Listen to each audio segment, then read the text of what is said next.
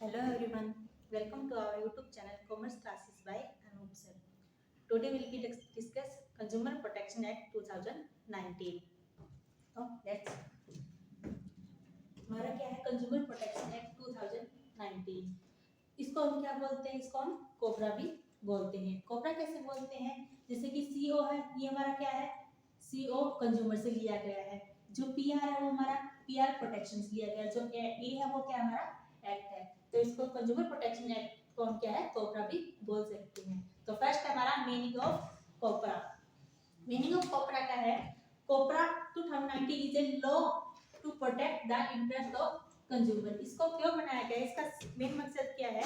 इसको बनाने का मेन मकसद क्या है? ये है कि जो कंज्यूमर के साथ जो हित अनहित हो रहा है उसको क्या है प्रोटेक्ट किया जाए, उसकी जो रक्षा की जाए, इसलिए इसको बनाया गया है। नेक्स्ट है हमारा डेट ऑफ इन्फोर्समेंट। ये सबसे पहले कब आया? कोबरा 2019 की डेट क्या है वो इसकी तरह हम जानेंगे। फर्स्ट क्या है? फर्स्ट ये 30 जुलाई 2019 को कहाँ आया? सबसे पहले ये हमारा आया लोकसभा में। सेकंड ये हमारा राज्यसभा में कब आया? ये हमारा आया 6 अगस्त 2019 को क्या हमारा राज्यसभा में पास हुआ। नेक्स्ट ये उसके बाद कब हुआ हमारा? प्रेसिडेंट की साइन कब हुई इसके ऊपर? 9 अगस्त को क्या है प्रेसिडेंट की अपील मिली। इसकी क्या मिली? इसको प्रेसिडेंट की अपील मिली। उस इफेक्ट में कब आया? ये हमारा इफेक्ट में आया हमारा 20 जुलाई 2020 को क्या हुआ? हमारा कोबरा इफेक्ट में आया। तो जब हमारे पेपर में डेट आती है वो कौन सी आती है? हमारी 9 अगस्त 2019 को। और नेक्स्ट हमारा डेफिनेशन ऑफ कंज्यूमर। कोबरा के अकॉर्डिंग कंज्यूमर हम किसको बोल सकते हैं? कंज्यूमर क्या आता है? कोई भी पर्सन जो क्या करता है गुड्स को बाय करता है एंड सेल्फ यूज, और उसका क्या करता है खुद से सेल्फ के लिए यूज करता है, तो वो क्या कहलाता है? हमारा कंज्यूमर। जैसे कि बेकरी वाले हैं, बेकरी वाले क्या करते हैं? व्हीट को या आटा को परचेज करते हैं। परचेज करने के बाद वो क्या करते हैं? उसकी ब्रेड बनाते हैं या बिस्कुट बनाते हैं, और फिर क्या करते हैं? उसको आगे वो नेक्स्ट सेल कर देते हैं। तो इसमें जो बेकरी वाले हैं वो क्या है? वो हमारे कंज्यूमर नहीं कहलाए जाएंगे। कंज्यूमर कौन होगा? जो उस बिस्कुट को या ब्रेड को आगे कंज्यूम करके लेके जाएगा खरीद कर, उसको खाएगा, वो हमारा क्या कहलाएगा? कंज्यूमर कहलाएगा। नेक्स्ट हमारा की हाइलाइट्स। जो हमारा कंज्यूमर प्रोटेक्शन एक्ट 2019 है उसकी की हाइलाइट्स क्या क्या है? फर्स्ट हमारा establishment of central consumer protection authority, जिसको हम क्या बोलते हैं? CCPA। CCPA क्या है? ये हमारी एक अथॉरिटी है जिसका काम क्या है? इसका काम ये है कि जो हमारे कंज्यूमर की राइट्स है उसको क्या है प्रोटेक्ट करना।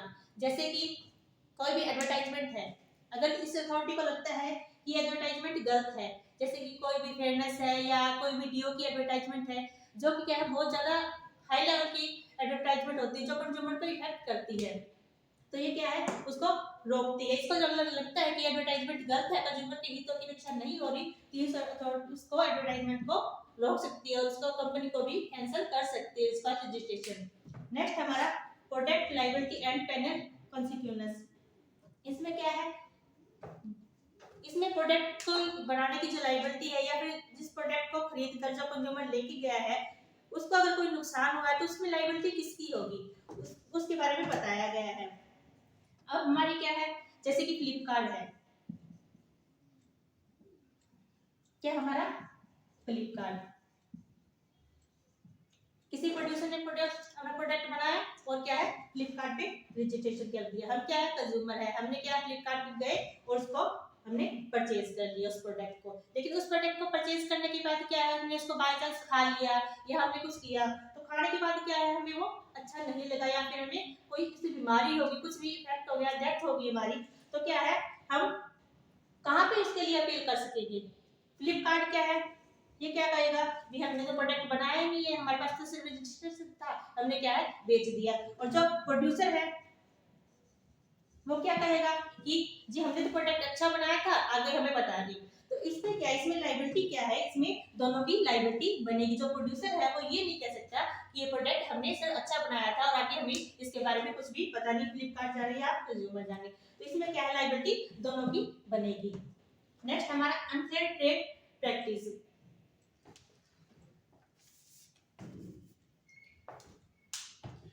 अनफेयर ट्रेड प्रैक्टिस में क्या आता है, जैसे कि कंज्यूमर है हमारा, कोई भी सेलर है, उसके पास अपने कंज्यूमर की, अपने जो ग्राहक है उसकी पूरी इंफॉर्मेशन होती है, उसके डॉक्यूमेंट्स भी होते हैं, कई बार तो वो क्योंकि रखवाते हैं वो प्रूफ के लिए, उसकी पर्सनल इंफॉर्मेशन होती है। अगर वो सेलर उसकी पर्सनल इंफॉर्मेशन को क्या है किसी थर्ड पार्टी को लीक करता है तो क्या है इसके लिए उसको भी दोषी ठहराया जाएगा। नेक्स्ट हमारा penalty for misleading advertisement.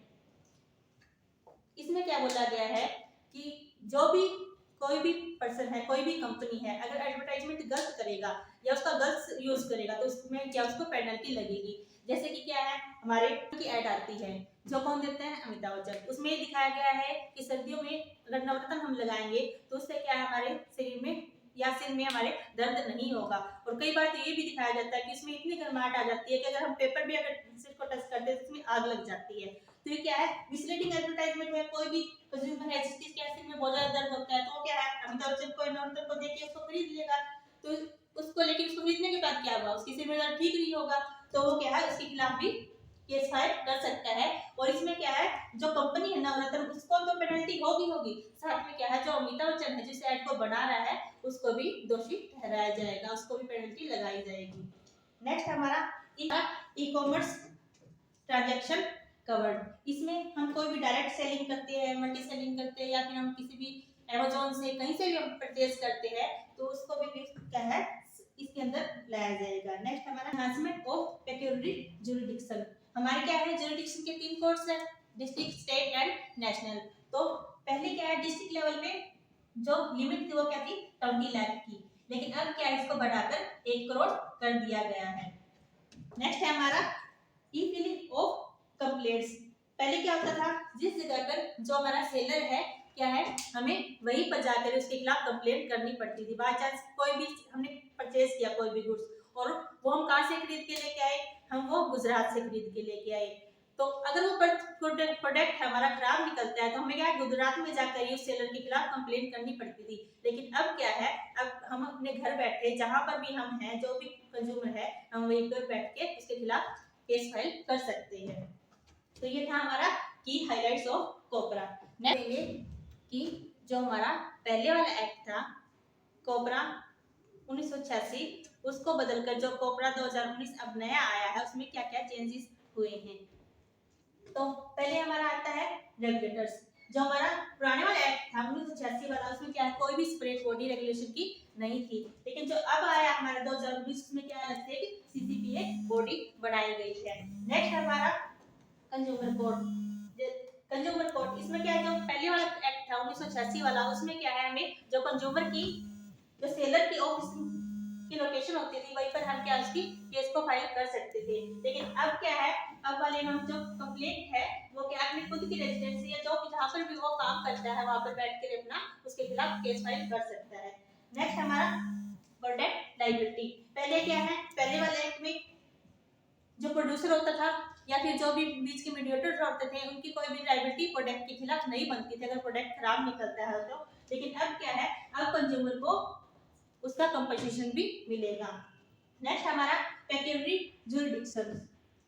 First क्या था, पहले क्या था 1986 में जो डिस्ट्रिक्ट कोर्ट था या डिस्ट्रिक्ट कमीशन था उसमें क्या है 20 लाख अप टू 20 लाख के लिए कंप्लेंट कर सकते थे। स्टेट में क्या है 20 से 1 करोड़ के लिए कर सकते थे और नेशनल में क्या है वो 1 करोड़ कर सकते थे। लेकिन अब जो नए वाला एक्ट है इसमें क्या है हम डिस्ट्रिक्ट लेवल पर ही 1 करोड़ तक की जो भी हमारी अमाउंट है उसको हम केस फाइल कर सकते हैं उसके खिलाफ। नेक्स्ट स्टेट लेवल पे क्या है 1 to 10 करोड़ और नेशनल लेवल पे क्या है वो 10 करोड़। नेक्स्ट हमारा ई कॉमर्स। तो जो पुराने वाला एक्ट था हमारा उसमें क्या है ई कॉमर्स के लिए कोई भी प्रोविजन अलग से नहीं बनाया गया था, लेकिन जो अब हमारा एक्ट है कोपरा 2019 उसके लिए क्या है एक अलग से एक्ट बनाया गया है।